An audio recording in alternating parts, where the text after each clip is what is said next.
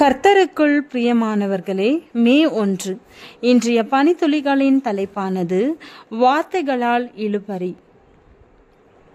வசனம் ஏசாயா 54 அதிகாரம் 10 வசனம்.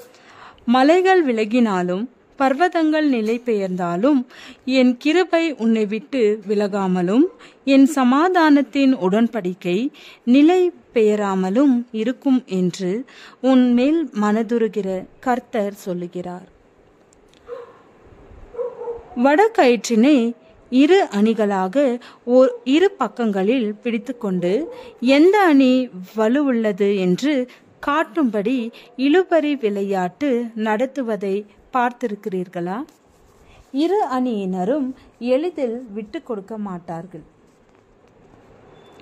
பழைய ஏற்பாட்டில் தேவனுக்கும் மோசேக்கும் இடையே இதற்கொத்த இழுபறி பரிமாறிக்கொள்ளப்பட்ட வார்த்தைகளால் நடந்திருக்கிறது.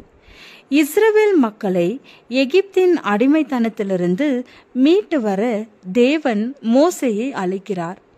மோசேயோ இந்த சவாலான பணியை தவிர்த்து விடுவதற்காக தன்னாலான மற்றும் சாக்கு போக்குகள் சொல்லி தப்பித்து கொள்ள பார்க்கிறார்.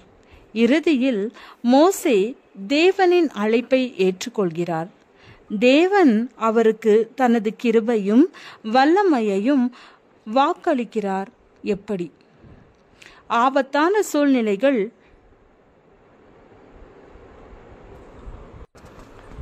யாத்திராகமம் 4 அதிகாரம் வசனம் 1-4.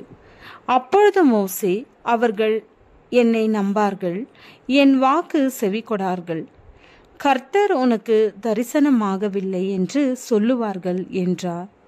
கர்த்தர் அவனை நோக்கி, உன் கையில் இருக்கிறது என்ன என்றார். ஒரு கோல் என்றான். அதை தரையிலே போடு என்றார். அவன் அதை தரையிலே போட்டபோது அது சர்ப்பமாயிற்று. மோசே அதற்கு விலகி ஓடினான். அப்பொழுது கர்த்தர் மோசேயை நோக்கி, உன் கையை நீட்டி அதன் வாலை பிடி என்றார். அவன் தன் கையை நீட்டி அதை பிடித்தபோது அது அவன் கையிலே கோலாயிற்று. மோசே வனாந்தரத்தில் ஆடு மேய்த்து திரிந்தவர்.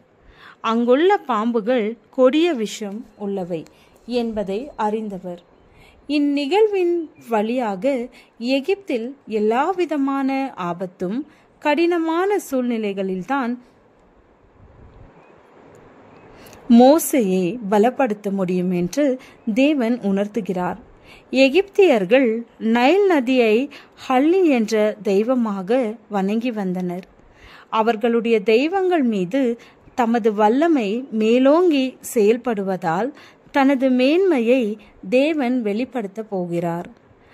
வாக்கியம் 5-8. எகிப்திலிருந்து தனது மக்களை மீட்டு வெளியே கொண்டு வர வேண்டிய பெரும் பொறுப்பை தேவன் மோசேக்கு கொடுக்கும்போது அவனுக்கு 80 வயது. இஸ்ரவேல் மக்கள் அவனை ஏற்றுக்கொள்ளும்படி அவனுடைய உடலில் மாறுதல்கள் உருவாகும்படி செய்து காட்டினார். வாக்கியம் 10-12. மோசேயின் குறைவை நீக்கிட தேவன் வாக்களித்தார். வாக்கியம் 13-17. தேவன் தன்னை சந்தித்ததின் காரணத்தை மோசே சரியாக புரிந்து கொள்ளவில்லை. தேவன் நமக்கு காட்டும் வழியை ஏற்றுக்கொள்ள முடியாமல் தடுமாறி கொண்டிருக்கிறோமோ? மோசேக்கு வாக்களித்தது போல இன்று உங்களுக்கு தமது கிருபையையும் வல்லமையையும் தர தேவன் வாக்களிக்கிறார். ஜெபம். உமது மனதை சரியாக புரிந்து கொள்ளும் கிருபையை தாரும். உமது மகிமைக்காக சிறப்பாக செயல்படுவோம். ஆமென்.